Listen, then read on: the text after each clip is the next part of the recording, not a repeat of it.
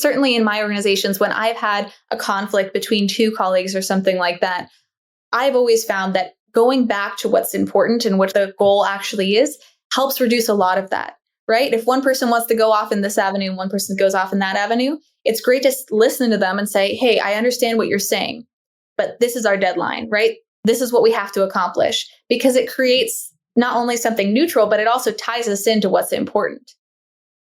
Welcome to the podcast about communication in business. I'm your host, George Torok. Did you know that I'm also known as the speech coach for executives? Because I help business leaders deliver the intended message for greater success. And we do that through one-on-one coaching or group training for the team.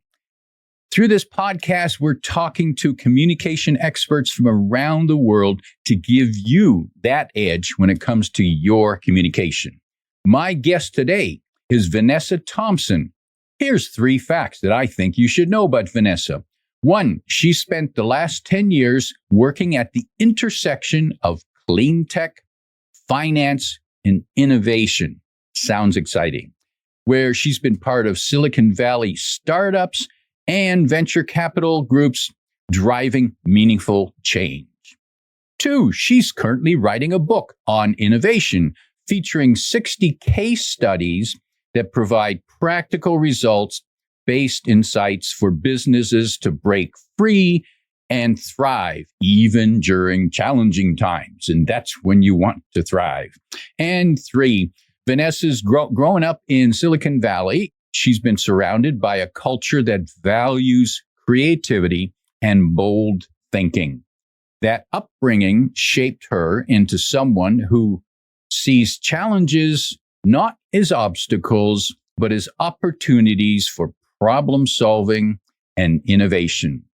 Vanessa Thompson, welcome to Your Intended Message. George, thank you so much for having me. Delighted to be talking with you today on communication, but specifically how that fits into and becomes a critical part of innovation. In working with, you mentioned that one of the facts that you've seen or been working with startups, and startups typically have something new that they're bringing along. Here's this new product. Here's this new service. Here's this idea that we'd like to get across. Let's first look at the communication challenges they face. And where do they fail? Yeah, absolutely. I think that's a great question, because I think that, when we're thinking about, even the meaning of this podcast, your intended message, it's about not only communicating effectively, but it's also about having effective conflict as well, too. And that's something that we don't normally talk about when we're talking about innovation, is that innovation is inherently messy. It means that we have to have a lot of diversity of thought to be able to rapidly evolve at the pace that we need to. And in order to do that, we have to have effective conflict, which means we need to build a sense of psychological safety. We need to build that trust. And we also need to be open-minded enough to have that conflict and understand that that's actually something that's useful. I don't know if you have seen that in your own teams, if you've seen that, the best teams are those that actually can argue, they can disagree, and they understand that that's part of the process. And I agree with you now. I know there were times when I certainly disagreed with that idea, because I had fallen into the trap that thinking, hey, we're supposed to get along here. We're supposed to be on the same team. But you're pointing out the truth is that a really effective team, especially with innovation, and I've never heard of innovation before referred to as messy. But I like that concept. It makes sense, because too many people think of innovation as, we're there, we've arrived. Right. And it's not, doesn't work that way, does it? Absolutely. And oftentimes when you think of kind of the most innovative organizations, which I think of as startups, right? They're normally a really small team, probably a really diverse group of people that have very different skill sets, because they all have to wear different hats. And they're all, fighting and working 24/7 towards this goal. And they all know that they have that underlying shared vision of what they want for the future. But the reality is that the way they see going about that is going to be entirely different, right? The CEO is going to completely disagree with the CTO at times, right? Because they have different skill sets, different perspectives. And that actually is a good thing. And I think that we don't understand that enough. And organizations that want to be more innovative need to understand that that actually is something they should embrace. They should have that healthy conflict. They should be actually thinking about, okay, let's bring in more diversity into our organization. And that can be diversity of skill sets, that can be diversity in terms of demographics, but it's actually really healthy for the organization. There's one study that comes to mind that was kind of these two different, both psychological and demographic groups of investors. And one of them was most risk tolerant, and the other one was kind of more risk aggressive. And they put one group of group A and then group B, and then a mix of group A and B in one group. And the group that was the most diverse outperformed either of the two groups threefold. And I think that's a really great example for any group. It doesn't have to just be investors, but it showcases that principle is that when you actually have that healthy tension of one group that's saying, let's be more risk tolerant, and the other one that's saying, let's be more aggressive in that regard, you actually have this perfect compromise between the two, and you're able to come up with a better strategy that's much healthier, and the portfolio benefits.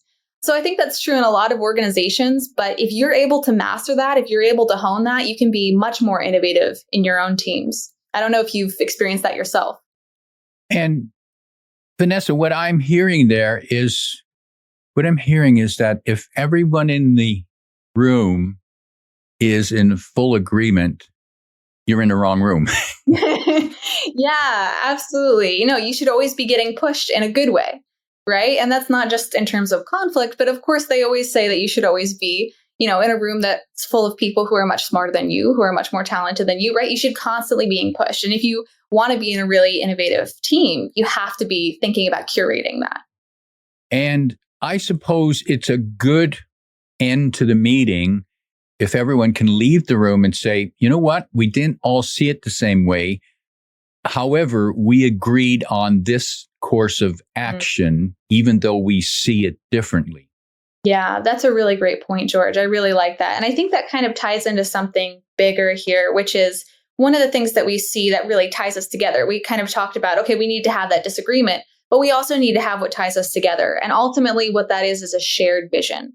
And you have to have an incredibly strong vision, and to be able to communicate that effectively, which is, the point of this podcast. You have to be able to communicate that shared vision. When you think of all the companies that you've seen that are the real leaders in terms of innovation, the ones that have created technologies that have redefined markets and things like that, they all had a very clear mission. They had a shared vision where every employee felt like they were a part of that vision. I'll even take kind of an unconventional example here, which is when we think about a marketing innovation. I mean, Patagonia has actually been an incredibly innovative marketer. They had their famous campaign, I don't know if you've seen it, where they said, don't buy this, and they showed their sweater. That was incredibly innovative. I mean, no marketer has ever thought about don't buy my product, right? But it ended up going so much better than they expected. It really created that brand loyalty. They realized that their values were more important than even just one marketing campaign. And it ended up benefiting their brand image so much. And so when you think about, creating that shared vision that actually draws the team together, motivates them, and then engages them in the work, you have to be thinking about, okay, what is our shared vision? It has to be authentic. What's pulling us together, And what I'm hearing there is that even though there can be conflict, there is one part that needs to be clear and everyone has to be in agreement on, and that's the vision. We need to have the same vision. If we don't have the same vision, then there's no chance of it working.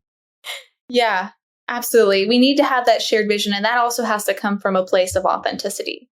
And I always like to say that the organizations that are most effective in innovation, their shared vision is actually quite existential, meaning that each one of the employees feels that connects with them on some level, right? Which means that they're not going to get pulled away by a competitor just because they offered them a slightly higher salary, right? They're staying at that organization. They're fully engaged at that organization. They're motivated because they feel that that's part of them, that's actually going to benefit them in a way that just the paycheck won't, right? And I think this is something a lot of organizations are struggling with. They're struggling with employee engagement. They're struggling with their employees, hopping, jobs every 2 years and things like that. And the way that you kind of build that retention to create an innovative culture is you have to create that existential purpose that's really authentic and connects with each of the employees. How does an organization clarify the vision and ensure that everyone is on side with the vision, at least the vision, if nothing else? How do they do that? Yeah, absolutely. And it's not easy. It's not a straightforward process. And I'll give an example of Interface. Interface is a kind of interesting case study in this regard. It's actually one of the case studies that I have in my book. And they transformed from being not an innovative business that was actually in a very dirty industry to being one of not only the cleanest businesses in the United States, but also being the most innovative. And they made a complete switch after they were already in mid-cap stocks. They were already a public company. They were already established. They already had their investors. And suddenly they make this huge transition. This is not a story you normally hear about. And it all happened in the 1990s too. So this was a very different time as well. And what happened is that Ray Anderson wanted to become a more innovative company. And he also wanted to create this sense of purpose that we were talking about, this shared vision that connects with each of the employees. And he had read a book on, going not only carbon negative, but becoming restorative. And he wanted that to be the core mission. And that was going to be their source of innovation. They're going to create all new patents surrounding that, essentially. And they were going to compete in the market using that strategy. And he did this, and it wasn't successful for 2 years. He actually, even though he was the CEO and founder of the company, it took 2 years of him convincing the entire organization that this was going to be something that was worth it for them to actually come on board. And what ended up hooking the deal is actually showcasing a small win. So they created this really, really incredible patent where they created recyclable fabric for all of their carpeting. They were a carpet manufacturing company. It was thought not to be possible before that point. And they created a patent to make that possible.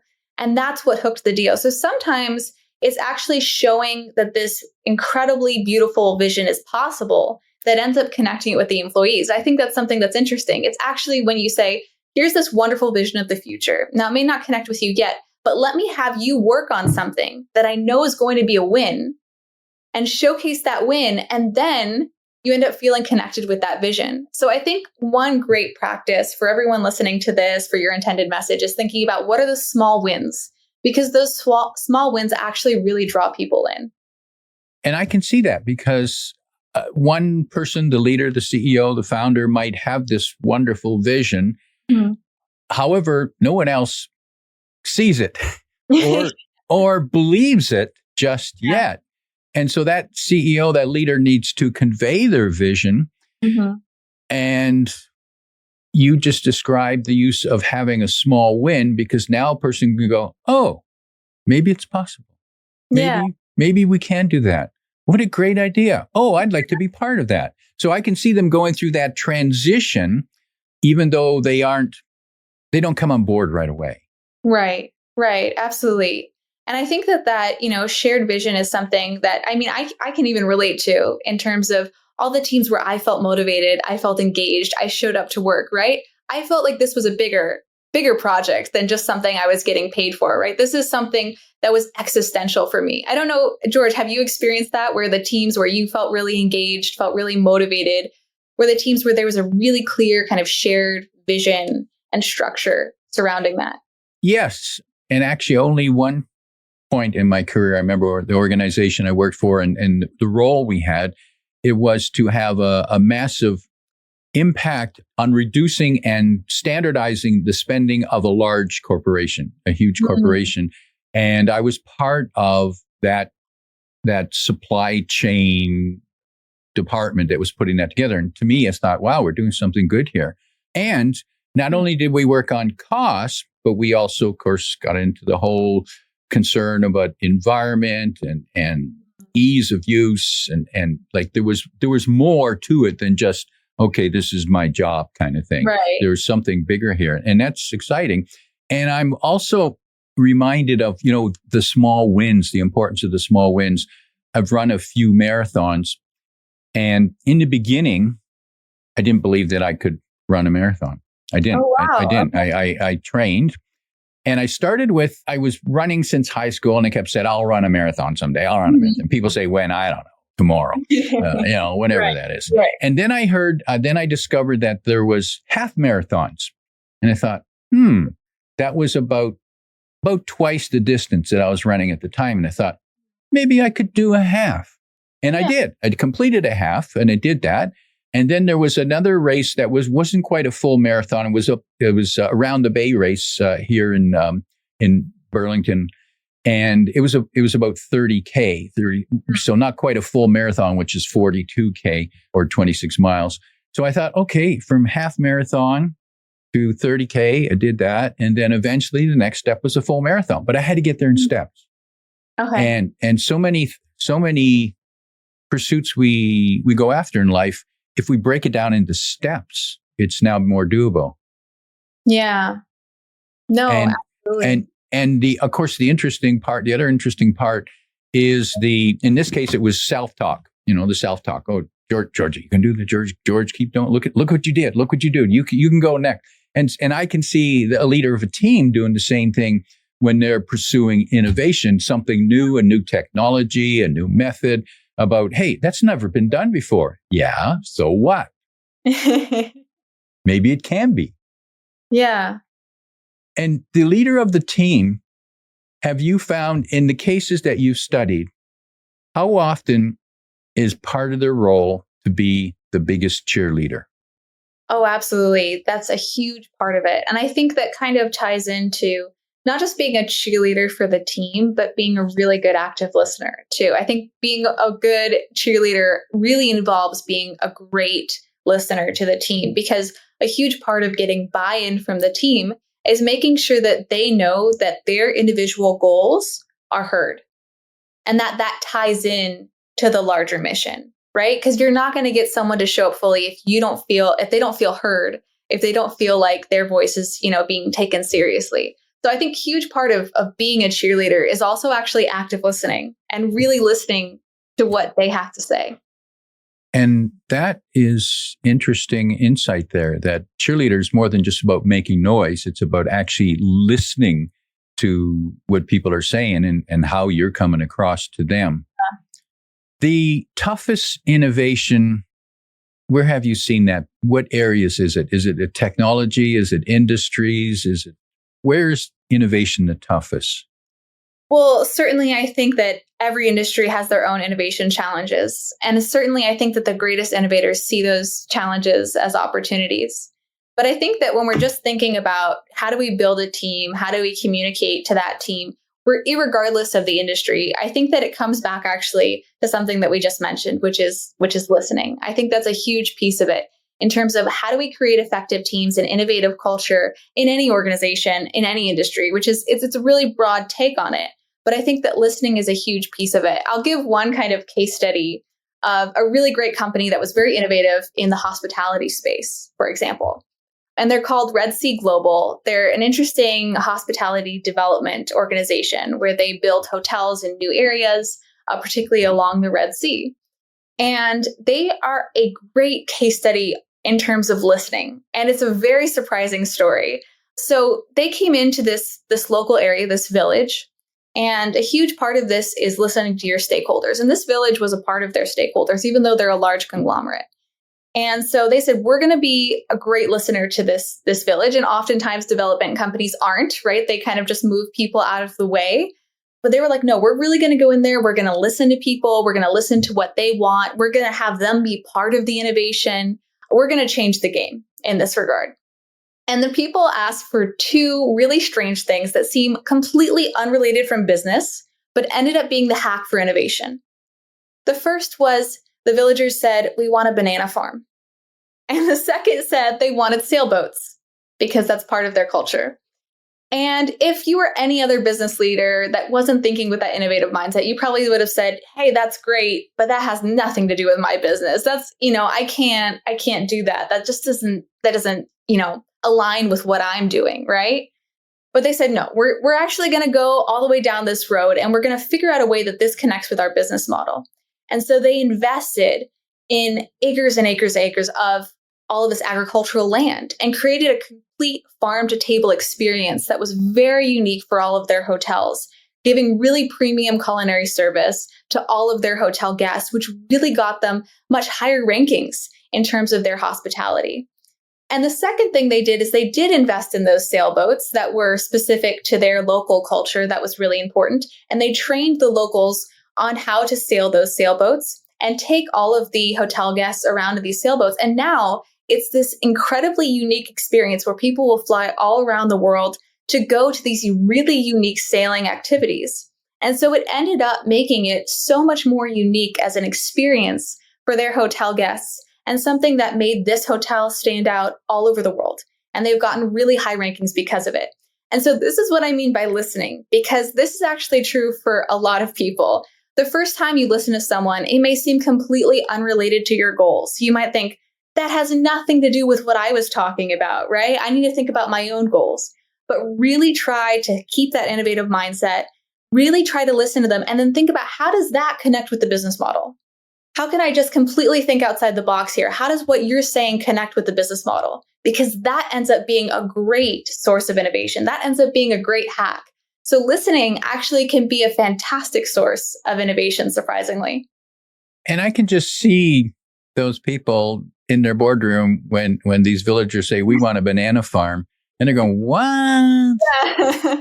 Are you crazy? And somehow they find a way to make it work. Yeah.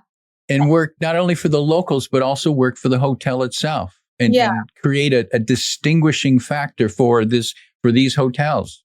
Right. Absolutely. And I think that this is really a great lesson for all of us, because oftentimes we're thinking, okay, we need to innovate, we need to come up with new ideas, but we have a very small range in terms of how we think that works, right? And if you really want to have a breakthrough innovation, something that redefines your product, you have to be thinking about, how does this wild idea that's over here connect with the business model? And constantly be thinking about that. And you actually need to get true diversity of thought. No one in the boardroom would have come up with either of those things, right? They had to go to their stakeholders to get that. So that's where diversity of thought also plays a huge role in this. You have to be getting that diversity of thought and then constantly be going back to, how does that connect to the business model? How does that connect with the business model? Right? And that's where you get your real source of innovation. And have you found that there's a thought process about the rules in the room that we need to go through as we're innovating? Is there a change in what those rules are? And what does that look like? Absolutely. Yeah, there actually does need to be a structure around innovation. So that's the surprising thing, is that we do have to think, out of the box. We have to be creative, but we need a structure around creativity. So one great example of this is Pixar. They're a very innovative company, and they actually have a structure around creativity. And I think it's a really great case study for all of us to learn from. So oftentimes what happens with innovation is someone innovative will come into a room and say, here's this crazy out of the box idea. And immediately they'll get shut down, right? Because they're like, no, the purpose of this meeting was just to go over today's budget or something like that, right? And they're saying that's off topic. So what they have done is they actually have 3 different types of rooms. They have the first room is out of the box ideas, crazy, off the wall, just completely wild ideas. The second room is curating all of those ideas, saying which of those should we prioritize, which of those make the most sense. And the third is actually the logistical piece. How do we make it happen? And that kind of thing. So when you're actually booking a room for your meeting in a Pixar campus, you're actually going to book one of those 3 types of rooms. And that actually gives a structure for how the conversation is going to go. So I think this comes back to your intended message, right? Creating a real literal space for what type of communication we're going to have. What type of innovation stage are we going to have? And what this does is it creates really nice psychological safety, meaning that if I step into the wild ideas room, I can really throw out all my most creative ideas and know that people are not going to judge me or shut me down immediately, but they might actually say, okay, I hadn't thought about that. Maybe even if I think that's wild and crazy, I'm still going to try to find a way to make it work, right? I'm still going to try to see what the value is in that. And that enables people to actually be more innovative, to actually develop that culture of innovation, because they know that that is the space for that. And then you kind of move along until you get to the logistical piece of it. But when you're even a larger organization or a small organization, and you're thinking about, okay, we need to innovate. We are in a competitive market. We need to be coming up with new product ideas. We need to be, innovating more often. Think about creating a structure, a physical space, or even a series of, phrases that are nice. Some of the things that Disney and Pixar do is they have the yes and concept, which is you always say yes and when someone else says something. This is a very famous concept which it confirms what the other person is saying, and then you move on to your own point. And you can find other ways to do this as well too. But whether it's a phrase or physical space, really take the time to think about how can I design a structure around innovation so that I can foster it. Because you can't just go to your team and say, okay, we need to come up with new product ideas. We need to innovate, right? You have to create a system for that. I don't know if, George, if you've been in an organization like this where they created a system around innovation, but I think it's something really interesting. It's something that we feature in the book quite often.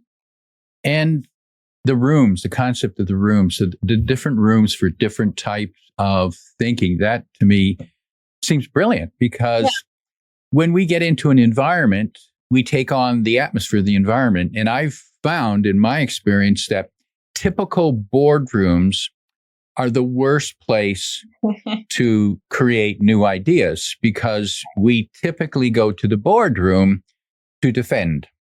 To present, to defend or to attack someone else who didn't meet their department goals. Right. And so boardrooms are not friendly, open, warming places. But when we create a room that's to think creatively, that's the purpose of this room. This room is not to answer the question, how we'll do that. That's another room right now. And to me, I would spend a lot of time in that room and just love it.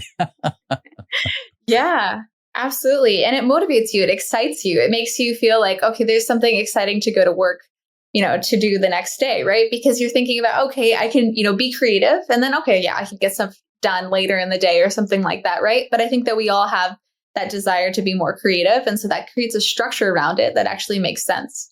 And I think that kind of bridges into the concept of thinking about, okay, how do you kind of curate that?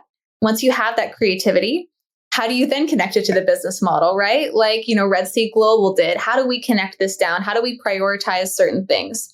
And I think that all comes down to having what I like to call the mutually beneficial goal. So you always have to be coming back to what's our actual goal as an organization and as a company. That's what really helps reduce conflict. It helps create effective conflict. It also helps prioritize what we're going to work on and what kind of innovations we're going to prioritize. Is it we need to sell more product? Well, if we're thinking about innovation, probably not. We probably have to be thinking about developing new products that are actually going to surpass our existing products, right? So think about your larger organizational goal and then tie that into each of your challenges as an organization. So thinking about what do you prioritize? How do you have effective conflict, right? Some things that you could not use, other things that you could use. You always have to be going back to that mutually beneficial goal. What is it that ties us all together? What is it that brings us together? What's our actual goal? Because I don't know if you've experienced this, George, but certainly in my organizations, when I've had a conflict between two colleagues or something like that, I've always found that going back to what's important and what the goal actually is helps reduce a lot of that, right? If one person wants to go off in this avenue and one person goes off in that avenue, it's great to listen to them and say, hey, I understand what you're saying, but this is our deadline, right? This is what we have to accomplish, because it creates not only something neutral, but it also ties us into what's important. And I think that that's something that I'd like to leave a lot of our listeners with. And it's certainly something I talk with a lot of my clients with as well, too, when I'm thinking about how do we design an innovative culture? How, are my clients going to become more innovative in the next quarter, right? We have to be thinking about what is the overarching goal for the business. It may not be the product. It may not even be the industry. Right? But define what that is and tie everything into that, because that actually helps you overcome a lot of the challenges you may be facing. And Vanessa, I'm going to reinforce that for our listeners, because what I hear there that resonates with me is even though we can have different ways that we think we need to get there, we need to start by saying or conveying, this is what we do know. This is what we agree on. Here's what we have in common. Here's what we have in common. We see different ways to get there, but let's start with what we have in common so that we confirm that, hey, we are on the same side. We do want the same goals. We just see different ways of getting there. And I'm reminded of, I was a Star Trek fan, and especially Jean-Luc Picard. And I always adored how he, when they're faced with a problem, a situation, he would stand and he'd say to his leaders, he'd say, options. And each person would give a different option. And he would pick one and he'd say, okay, do that. And because they knew what the goal was, but they had different ways to getting there. And he needed diversity of thought to get to survive, to complete. And at no time did he ever say, that was a dumb idea. Where'd you come up with that? Right. No, he just said, let's do this one. And he'd go with it and everyone go, okay, we're in on this. We're all in. Yeah, absolutely. And people didn't feel shut down, even if he said no, right? Because they understand the mutually beneficial goal. Each of them, not just the captain, understood that goal, right? They all understood, okay, what are we all fighting for? We're in this together. What are we all fighting for? And reinforcing that. He's obviously done a great job in reinforcing that with his team, right? In order to get to that, he's saying every day they wake up and they're saying, this is our goal. This is our goal, right? And so even if you get shut down, which of course we don't want to shut anyone down, but in the case that, you have to make a really effective call in a deadline, no one feels like, oh, okay, I'm not going to share my idea again, because they understand that they're still part of that team that's accomplishing that goal. Yeah, I think that's a perfect example. And I like the example of, you've got a team there. You got a diverse team. You got a team of different species. You've got a Klingon. You've got a robot. Just like Silicon Valley. yeah, just all these weird things. Vanessa, as we prepare to wrap up, if you could sit with a team leader of an organization that's facing challenges in the market, perhaps they faded into the background. They're not standing out. They're not differentiating. They're losing market share. If you could offer that team leader 1, 2, or 3 pieces of advice of how they might approach innovation successfully and effectively, what would be that advice? Yeah, absolutely. And I mean, I think that's something that a lot of the people who, I'm doing keynotes or workshops with are wanting to answer to, or, whether it's a team leader, right, who I'm working with as kind of a consultant. I think that each of these individuals, I think, need to be thinking about, I would say, 4 main things. The first thing is that you should listen first. So before you start kind of panicking about your own goals and things like that, really take the time to listen, authentically listen. And as we mentioned, try to think about how you can make it work. Right? Really go down that rabbit hole of saying, how does this tie into the business model? Right? So listen first. The second is use stories, because that really engages your team. That makes it emotionally resonant.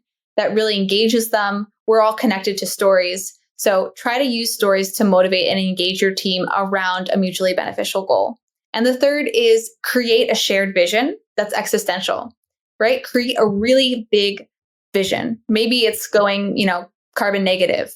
Maybe it's about, feeding people along the way, right? Something that's actually an authentic vision that you can see. That's a real vision for the organization that ties each of your employees into that, because that will actually generate a lot more ideas and get people a lot more creative. And the fourth is celebrate the small wins. So really try to break things down. We talked about this, Georgia, on the podcast as well. Really think about how can we make those baby steps, whether it's running a marathon or running a business. How can we create those small wins so that we can actually motivate people and show them that it's possible to do this? My guest today is Vanessa Thompson, reminding you that when someone suggests that you plant a banana farm, you listen to how that might help the organization. Yes. If you like what you heard, tell your friends.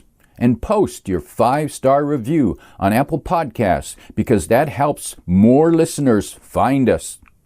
Come back every week for more practical insights to help you deliver your intended message.